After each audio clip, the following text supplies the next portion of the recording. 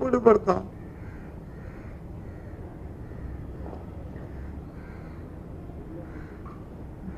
ఇప్పుడు నేను చూసాము ఇలాంటి ప్రక్రియ.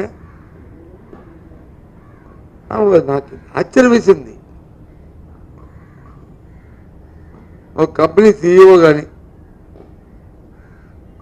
ఒక అధికారి పై అధికారి కానీ, లేకపోతే ఒక పార్టీ ఒక పెద్ద కానీ, ఏ వ్యక్తి ఎవరైనా ఒక పెద్ద మనిషి వెళ్తే ఒక ఇంట్లోకి వెళ్ళాలంటే వెనకాల వచ్చిన వాళ్ళు వచ్చి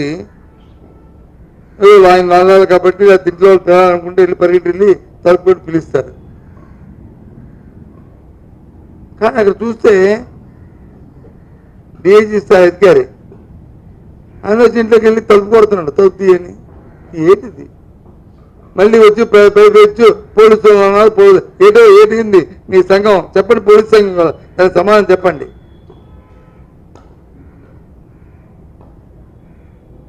వెనకాడుతున్న వాళ్ళందరూ ఏమయ్యారు?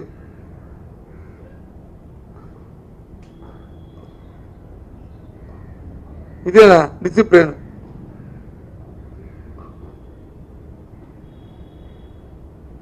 డిఐజీ గారు వచ్చారండి, మీరు తలుపు తీయండి, మీతో మాట్లాడతారని చెప్తారు. ఒకవేళ అది తీయకపోతే ఒక అరగంట అయ్యో, ఒక 10 గంట అయ్యో, ఒక గంట అయితే అప్పుడు గొంతెత్తి నేను వచ్చాను అని చెప్పి ఒక మెసేజ్ ఇవ్వడానికి అంటారు. అది మామూలు సహజంగా జరిగిన ప్రక్రియ. కానీ ఆయన డిఐజీ ఆయన వచ్చి ఈ శాంతి పరీక్షించేవాళ్ళు, ఇది వచ్చి ప్రభుత్వం వచ్చి ఇంకా మిగతా ప్రాంతాలకు వచ్చి ఒక మెసేజ్, దానికి వచ్చి మళ్ళీ అమ్మమ్మ పోలీసు వ్యవస్థ మీద వచ్చి మాట్లాడతానండి, మాట్లాడే వాళ్ళని వచ్చి మళ్ళీ మా మీద రాళ్ళు ఇచ్చడం. దేనికి?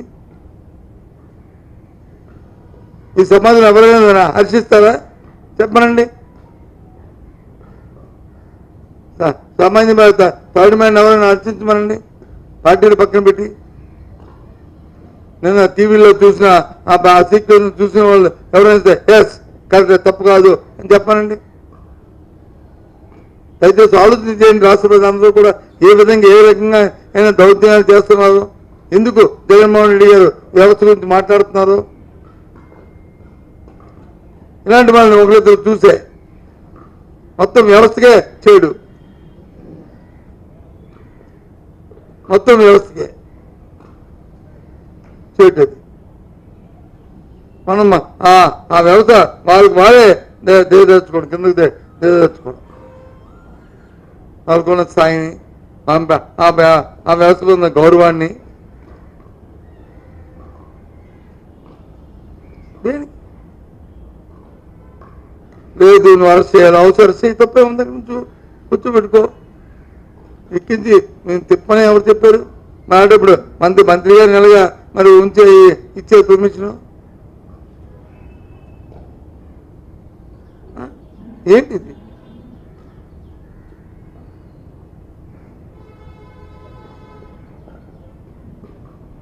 అందుకే మేము ముందుకు వచ్చాము. మీరు కారణం అది. మీ ద్వారా రాష్ట్ర ప్రధానికి ఈ విషయాలు చెప్దామని.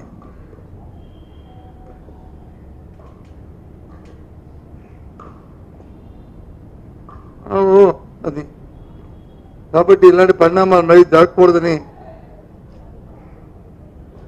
ఒక బాధ్యత గల పౌరుడిగా, ఒక బాధ్యత గల రాజకీయ పక్షానికి చెందిన మరి నాయకుడిగా, మరి నా వైసీపీ పార్టీలో మరి మా పార్టీ నాయకత్వం జగన్మోహన్ రెడ్డి గారు నాకు ఇచ్చిన ఈ అవకాశాన్ని ఎల్ఓపిగా ఇవాళ ప్రజలతో ఇది షేర్ చేసుకుంటున్నాను.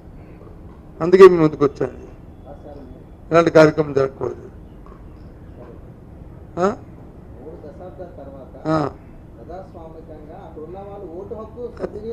అదే అంటున్నాను. ఓటు హక్కు సద్వినియోగం ఎక్కడ క్యూలో చెప్పండి. అక్కడ ఏ టీవీలో క్యూ 4-5 మహిళలు ఎక్కడ కనిపించారు మీకు? మహిళలు ఎక్కడ కనిపించారు మీకు?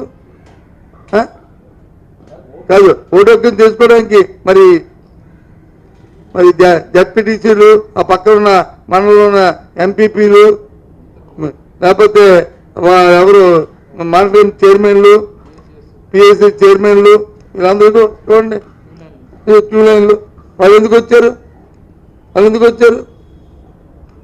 నువ్వు చెప్తున్నావు ఏబిఎన్ 10,000 మంది అని. 10,000 మంది ఈయన 10,000 మంది పక్క నియోజకవర్గం నుంచి ఎందుకు వచ్చారు? వీళ్ళు ఎందుకు ఓట్లు వేశారు? ఎవడన్నా ఆ మాత్రం దొంగ ఓటు వేసిన దొంగ ఓటు అంటే అర్థం ఏంటి? దొంగ అంటే దాపరికంతో వేసేవాడే కదా. దాపరికం బరి తెగించి దాపరికం ఇప్పుడు ఎవరో ముక్కు మొంగ తెలియని వారు అంటే అనుకోవడానికి మార్కెటింగ్ చైర్మన్ని ముక్కు మొంగ తెలియదండి. పక్కనే మార్కెటింగ్ చైర్మన్ని పక్కనే ఉన్న మన ఎంపీపీలు జడ్పీలు తెలియదండి. పక్కనే ఉన్న పిఎస్సి అధ్యక్షులు తెలియదండి. పక్కనే ఉన్న సర్పంచ్ సర్పంచ్ తెలియదండి. మరి తిరిగి పైపెచ్చు సోషల్ మీడియాలో పోస్ట్ చేయడు గొప్పగా ఏదో గెలకాన్ని సాధించట్టు నేనేదో ఉద్ధరించాను అని. మళ్ళీ మరి ఆ సోషల్ మీడియా పెట్టిన వాళ్ళని ఈ ఐడెంటిఫై వచ్చిన వాళ్ళ మీద దొంగ ఓడేసిన తెలివి తీసుకోవాలి కదా. మరి ఇది ఎవిడెన్సే కదా. ఇది కావాలని చెప్పండి, మీరే చెప్పండి.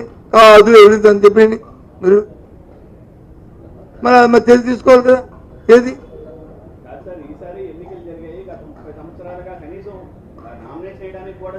ఎక్కడ ఎప్పుడైనా 30 సంవత్సరాల్లో ఈ విధంగా అప్పుడు మీడియా ఉంది కదా, అప్పుడు మీ ఏబిఎన్ ఉంది కదా, అప్పుడు మీ టీవీ ఉంది కదా, అప్పుడు మీ టీవీ ఉంది కదా.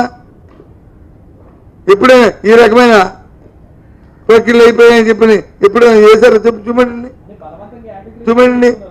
ఇదిగో ఇది చేసుకో అవుతున్నాడు చూడండి. ఇది అప్పుడు మీ టీవీ ఉన్నాయి కదా. మరి